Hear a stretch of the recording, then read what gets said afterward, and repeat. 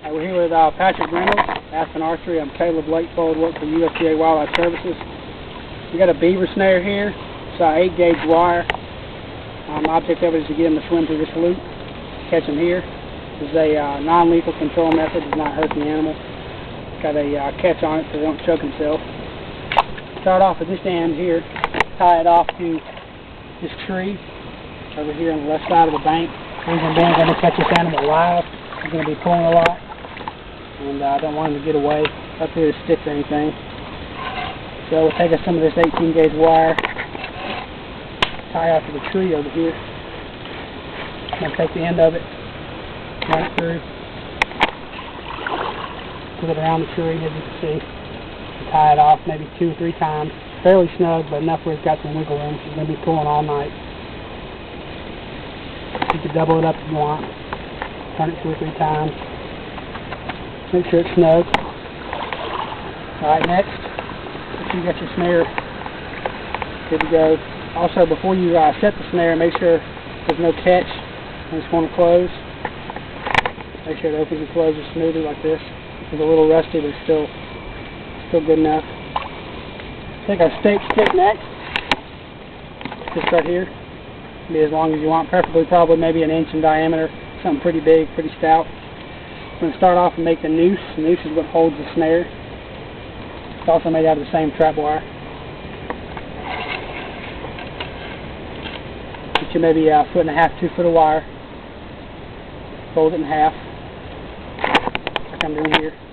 Like you're going to double it up. Alright, I'll take the end of it. It's going to be open, of course. Close it up. You want it to be as narrow as possible. It's too wide over. So you put it on your knee or your leg and just close it all the way up. And just twist the wire. I'm going to just turn it, turn it back on itself several times. So you've got basically 1 piece of wire. It's double strength. Okay. So the noose here. See how the end's closed? This is your noose. Go ahead and pick the end of the stake stick you want to use. Also, where Patrick and I are standing, we're tied off to the tree over here. The beaver's going to be coming down this stream. You want to have the stake stick on the same side of the tree, of the creek or the channel that you're tied to. So, the tree's here, the stake stick's going to be here, so the wire's not dragging across. It's not going to get hung up on the beaver. So, go ahead and put the stick in the ground. As deep as you can go. Push it down as deep as you can go. If it takes a while, so be it. Just keep pushing on it. You want as little wiggle room as possible with this. Alright, that's plenty deep enough. See, pretty limited movement with the stick. Alright, now, here's your snare. Now, beaver swims with his nose and eyes above the water, so he's essentially on the surface with most of his body under the water like an iceberg.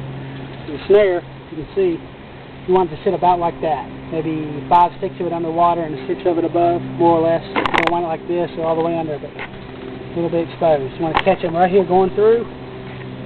Closes on his hand. I closed on him, I closed on my hand. I'll do that one more time. You can see the action of it. He's swimming down. Say, catch him.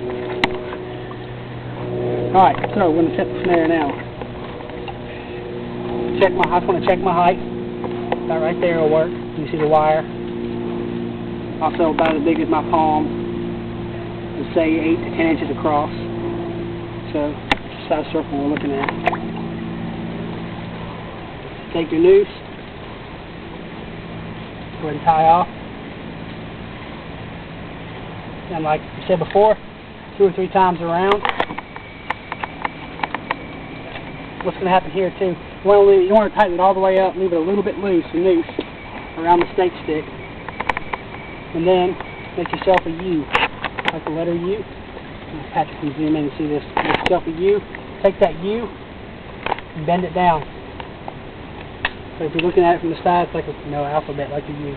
So you got a little spot to run the wire through. Take your snare wire.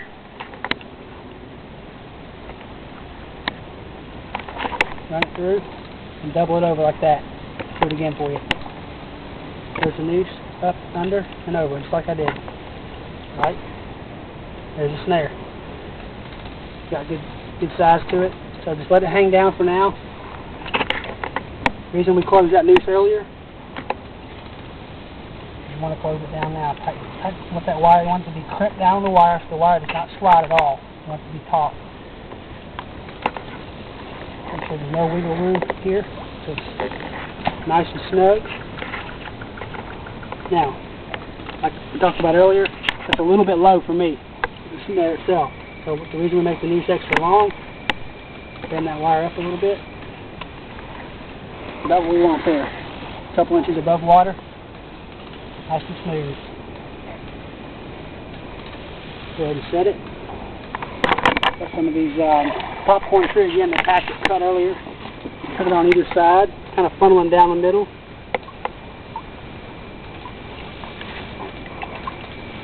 Try to stand them up. Not real close to the snare. You don't want them to interfere with it or bump it in any way.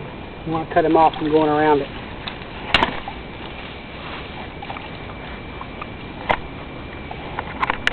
Alright, like I said earlier, the reason you want the stake stick on the same side of the channel as the tree you tied off to, because think about it, for you watching at home, if you had the stake stick on this side of the channel, you got the wire on this wire right here, is running across. It could get in the way. So keep it on the same side. So there you got is your noose, the hole for him to swim through.